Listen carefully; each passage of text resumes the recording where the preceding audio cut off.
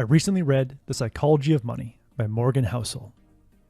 Having more money will make you happier if having more money means you have more control over your time.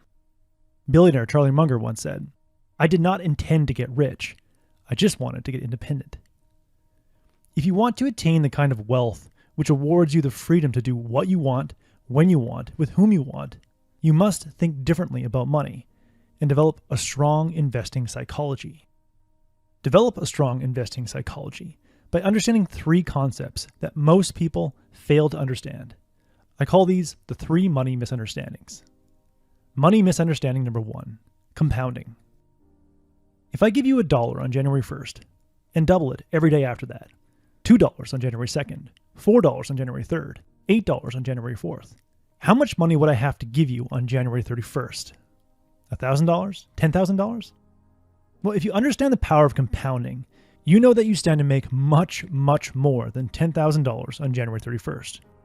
By compounding $1 at 100% for 31 days, you would receive $1,073,742,000 on January 31st. Congratulations, you just become a billionaire in a month. But if you delayed that game for a week and didn't start compounding that first dollar until January 8th, how much would you receive on January 31st? 250 million? 100 million? Nope. You would take home just $8 million on January 31st. By waiting a week, you brought home 99% less money. If this doesn't seem intuitive, don't worry. The human mind does not easily grasp the power of compounding. Warren Buffett is regarded as the best investor of all time. Today he's worth approximately $86 billion. But did you know that nearly $82 billion of his $86 billion was generated after his 65th birthday? Here's a chart of Buffett's wealth over the years. Since Buffett was 11 years old, he has achieved an annual average return of 22%, which is twice as good as the average stock market return. But this 22% average annual return is nothing compared to other investors. Take Jim Simons, a mathematician who runs the firm Renaissance Technologies. Simons has achieved 66% returns for the last 33 years. But Simons has just a quarter of the wealth that Buffett has, because Simons, like other investors, have not consistently compounded their wealth for as long as Buffett has. Buffett has more money than other investors because of one primary reason. He's maximized his time in the market to leverage the power of compounding.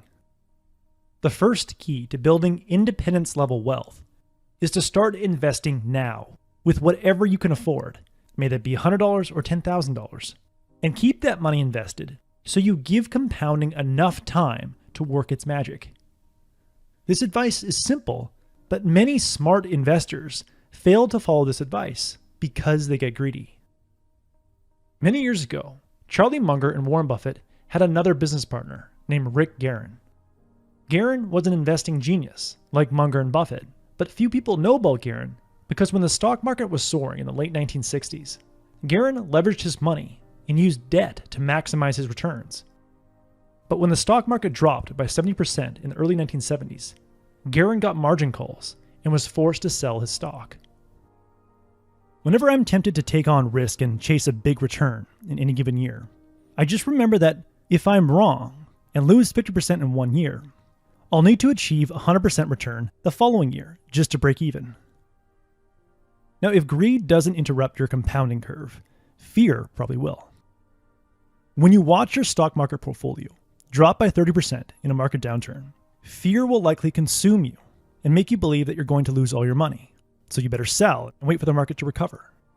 But know this, in any 20-year period, 100% of people who bought and held the S&P 500 stock market index made money.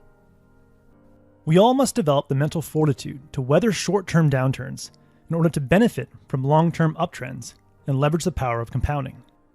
To do this, we must correct the second money misunderstanding. Money misunderstanding number 2, volatility. Volatility refers to the daily swings in the market. Stocks have high volatility because on any given day, a stock portfolio can be up or down a few percent.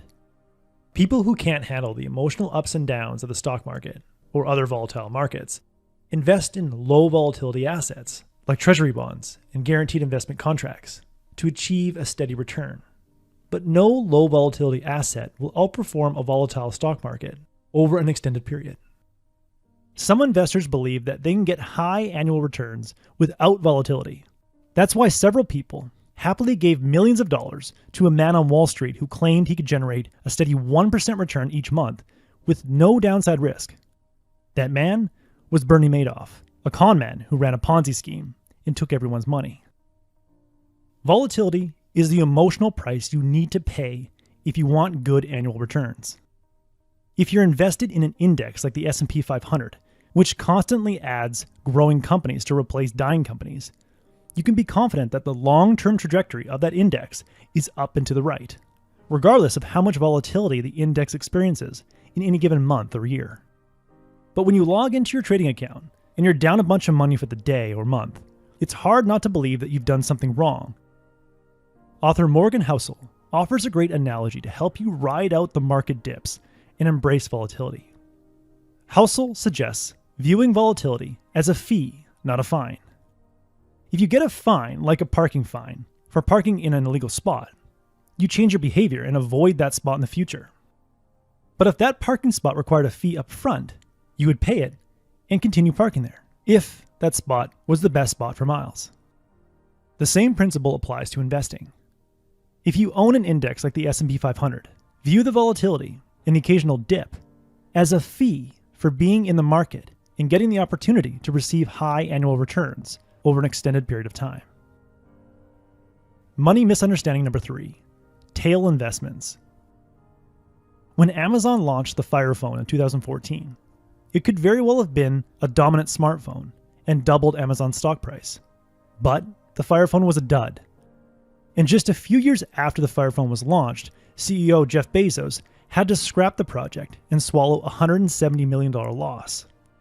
But Bezos was unfazed. In an interview after the Fire Phone failure, he said, "If you think that's a big failure, we're working on much bigger failures right now. I'm not kidding. Some of them are going to make the Fire Phone look like a tiny little blip."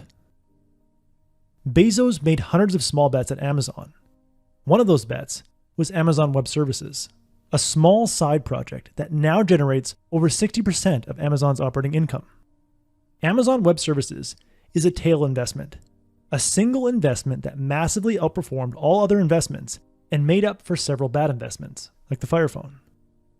Since it's impossible to know which investments will generate huge returns and which will not, it's wise to spread out your bets. Instead of going all in on one investment, make at least 10 equal investments in a diversified group of companies, currencies, commodities, or other assets you think could double in the next 5 years. Or invest in a big, broad index of companies, like the Russell 3000. Since 1980, nearly 50% of companies in the Russell 3000 have lost value, but the index has provided a 73-fold return thanks to just 7% of companies in the index, like Apple and Amazon, who have done extraordinarily well. As author Morgan Housel likes to say, you can be wrong half the time and still make a fortune. In the end, strengthen your investing psychology by constantly reminding yourself to leverage the power of compounding, embrace volatility, and make many diversified investments to benefit from a few tail investments. Remember Buffett's compounding curve and invest right now to make time your biggest competitive advantage. Remember that volatility is a fee and not a fine.